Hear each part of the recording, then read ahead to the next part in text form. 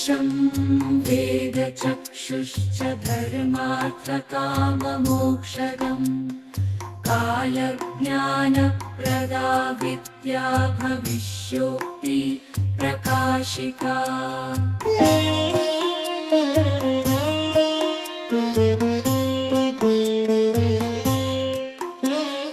ज्योतिषं वेदचक्षुश्च धर्मार्थकाममोक्षदम् कालज्ञानप्रदा विद्या भविष्योक्ति प्रकाशिका।